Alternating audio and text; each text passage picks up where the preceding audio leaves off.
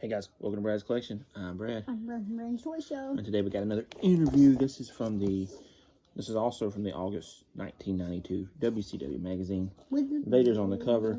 It is Third Degree with my favorite wrestler, Sting.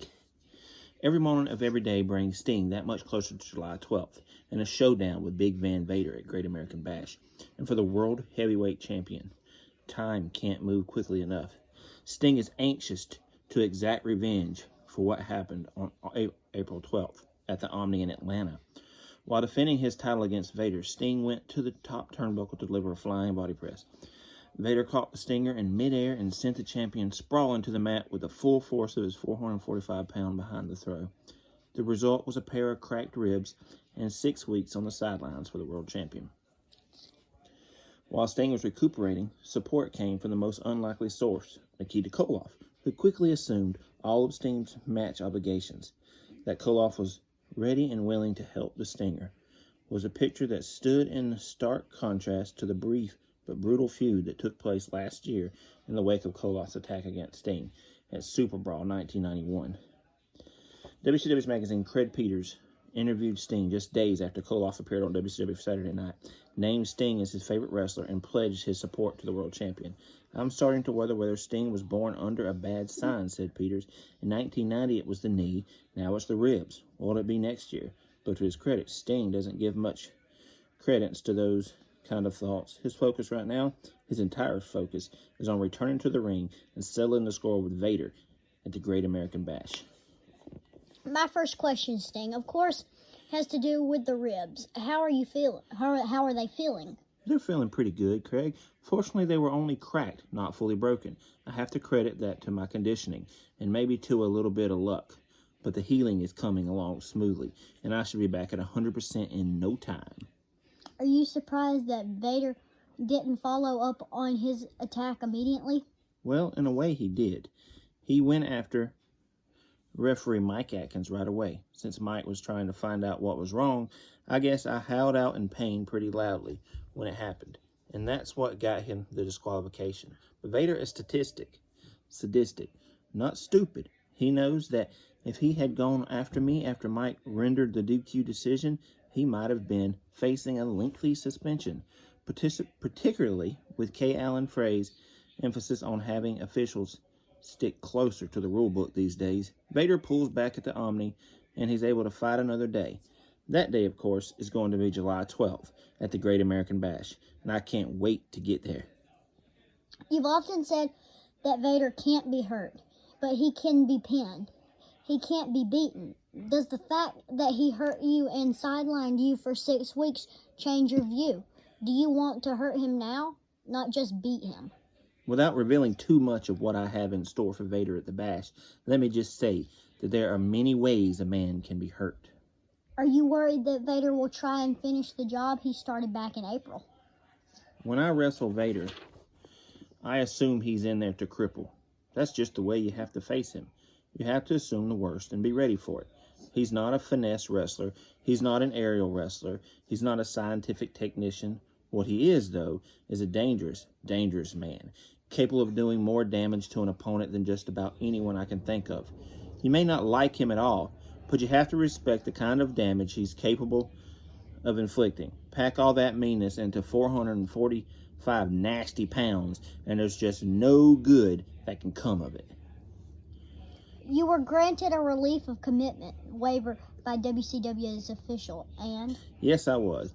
And I'd like to take this opportunity to point out that I feel this is a fine addition to the championship system. The relief of commitment waiver. You bet. Wrestling is a tough sport, and injuries happen, whether by accident or at the hands of a madman who is out of control. But an injury is an injury, and if a wrestler has a shot at returning within a reasonable length of time, as was the case with my ribs, then there's no reason to clamp down with a 30-day rule and strip him of his title. Of course, the officials who are making the judgment are taking into account not only the length of recovery, but also the circumstances of the injury, whether it was accidental or intentional, and so forth. Isn't there a danger of abuse within the rule? In other words, can it be used to protect favored champions and to place undue pressure on injured rule breakers. I think that over time and on a case-by-case basis, good judgments will be made. If bad judgments are made, there will be an outcry, not least of all from the fans, and the system will be changed. I'd like to switch the topic of discussion to Nikita Koloff. It wasn't that long ago that you were home watching WCW Saturday night, and Nikita was on the air naming you as his favorite wrestler. What went through your mind when you saw that? Boy, you really hit on something there, because all kinds of things went through my mind. First of all, watching the show, seeing Nikita bring one of the little stingers on the air the way he did, it just made it seem like Super Brawl 91 was 100 years ago. Then when he offered to wrestle in my place against Vader, well, that was above and beyond the call of duty. As far as I'm concerned, after breaking a couple of ribs, Vader was out for even more blood, and anybody stepping in the ring with him was going up against a raging bull. For Nikita to take that kind of risk in the name of friendship, well, that meant an awful lot to me. So there are no lingering bad feelings between the two of you? Not at all, at least as far as I'm concerned. Nikita and I sat down and talked everything over. He has demonstrated the friendship to me and to the fans, and considered him as a close a friend as any I have in the sport. Like I said before, all my problems with Nikita seem like they happened in another lifetime. You know, you suffered a very serious knee injury at the hands of... Boy, that was 2 lifetimes ago. Well, the point I want to make is this. How long can you go on bouncing back from serious injury? There was the knee, now the ribs. Earlier on in your career, there was a neck injury. Look, wrestling is a rugged sport, just like football, hockey, rugby, just like you name it. Injuries occur, and I accept that. But I don't accept the idea that once an injury is healed, you should keep worrying about it.